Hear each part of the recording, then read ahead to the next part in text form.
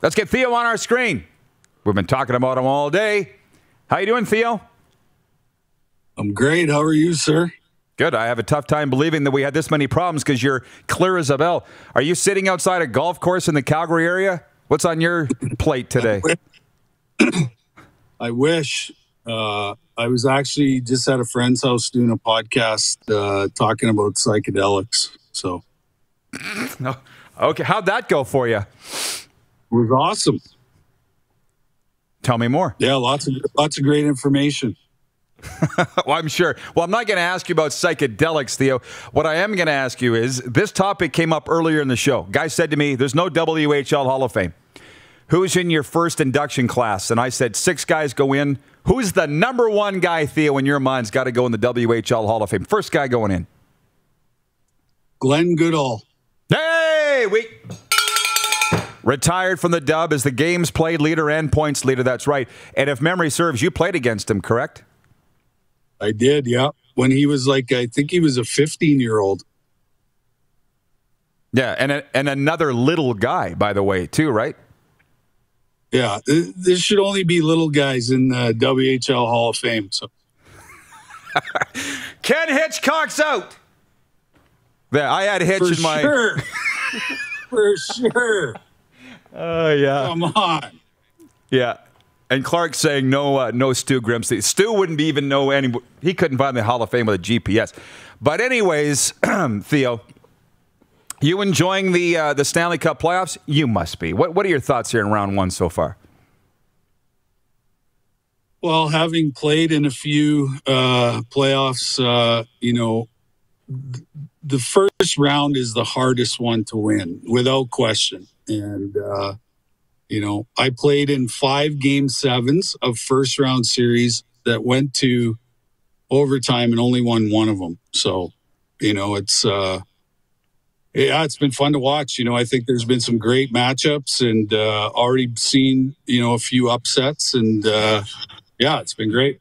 Please give me your take on this. And then the viewers have a ton of fun questions for you. But with the Oilers being swept, you must have a thought on what their problem is, or have you not thought any of what the Oilers' problem is and what they need to fix? Well, first of all, I'm loving it because as a former Flame, it's always good when the Oilers lose. It's you cannot win a Stanley Cup with only 2 players. And, we saw the Oilers, even though 3 of the games went to overtime, it was still, a deeper Winnipeg team with a better goalie that, shut down 2 of the game's greatest players. And, it's a team sport. And, I think the Oilers have a long ways to go before they're contenders. I'm sure seconds after that triple overtime goal was scored the other night, they were saying in Calgary, the Oilers won as many games in the playoffs as the Flames did, or vice versa. You know what I'm saying. Hey, here's one, because we talked about your Métis heritage last week. Ethan Bear is subjected to all kinds of racism. It happened last year, too. I had some thoughts off the start of this show. What are your thoughts on what Ethan Bear's going through after what happened?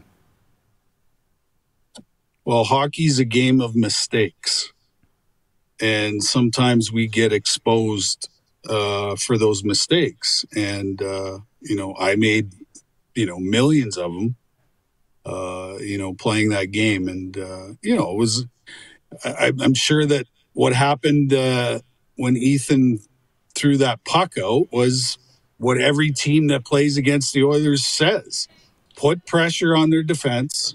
They're gonna cough up the puck, and that's exactly what happened. And if you play in the NHL for long enough, you're gonna have moments where those kind of things happen. And but I do know that Ethan is a kid of tremendous character, and he will learn from that mistake, and he will become better because he had that experience.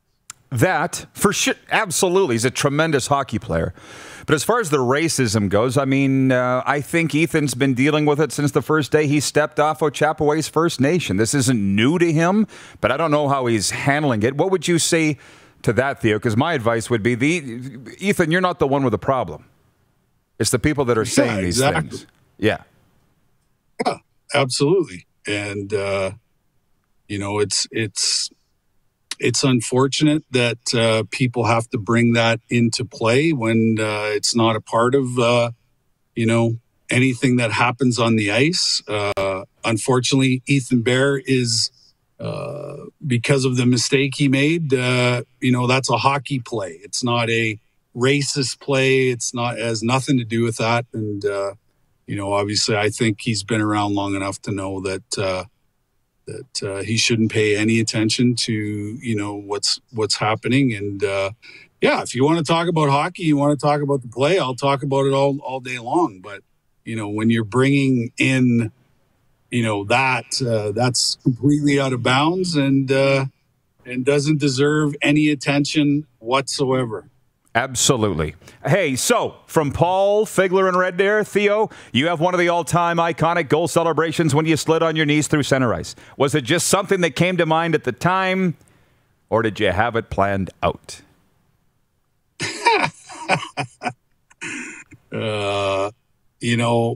It was not planned.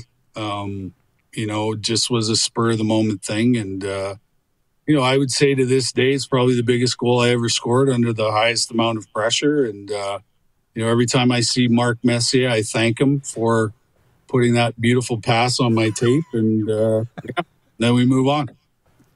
I'm sure you do. From Jeff in Winnipeg, Jeff Kabilas, punch up at Piastani. Do you remember who you locked up with, or was it with multiple players?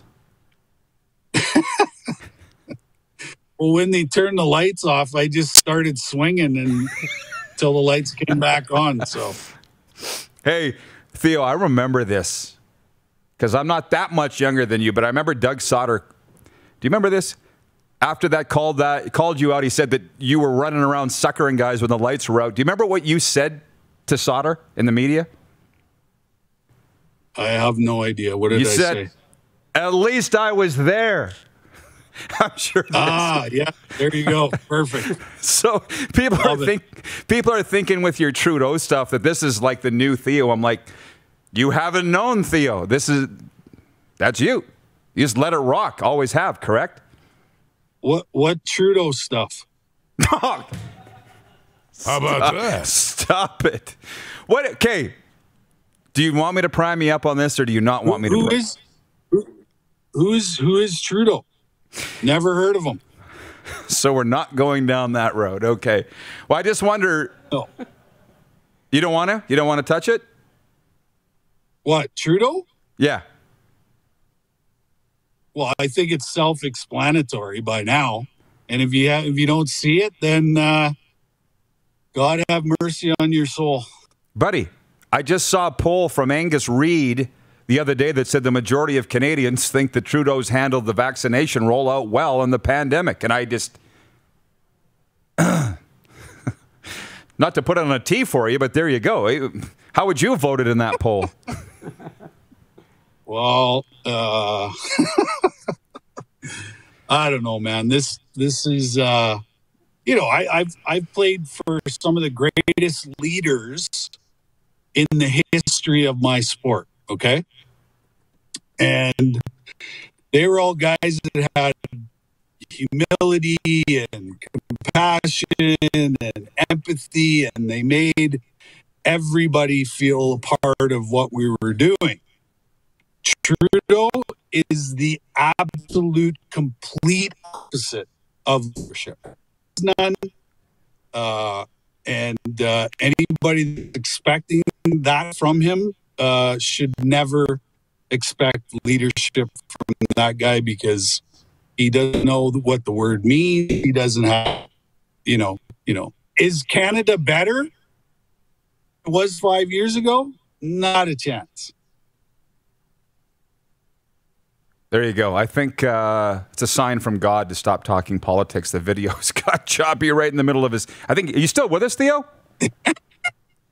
Yeah. Government agency. Yeah, the government interfered. Those radio waves from, they got choppy. So yeah, That's Bill C10 right there happening live streaming. Gotcha. Hey, Theo, listen, before I let you go, we talked a little hockey, little Trudeau. That's what I wanted to get out of you. But on that Recovery Coaching Academy that we took together last week, I enjoyed it. I know you did too. And I've had a ton of questions from people about it. People seem really interested in what we're doing. You're doing a lot more than I am in that field. Yeah. You want to explain to folks what your role is in the recovery coaching game? Yeah, basically, what I do is I hold people accountable to the plan that they come up with themselves for recovery. And, it's a relationship. It's sometimes develops into a friendship. But basically, I'm taking my experience and my knowledge of, being in recovery for 15 years and, helping them come up with their own plan so that they're sober one day at a time. It's, it's not rocket science. It's just basic stuff. And if they say they're going to do something, I hold them to account. And, sometimes they have slips and that's okay because, I really believe that relapse is part of recovery and we're not going to get all the tools we need all at once. And, I was in 4 treatment centers, probably done 10,000 hours of therapy. And, I don't do it perfectly, but, it's just about supporting that want to, stay sober one day. Love it. Absolutely love it. Well, I always enjoy sharing time with you. You were not canceled by this show, contrary to what you thought. So we'll let you get on with your day, and I appreciate the time. Keep in touch, Theo. Please cancel me. Please cancel me. We'll make life a lot easier, yeah. See you, Theo. Oh my. Yeah, cancel critical thinking.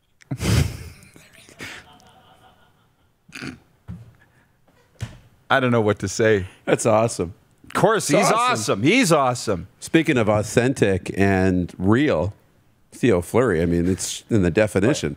You're watching Rod Pedersen On Demand.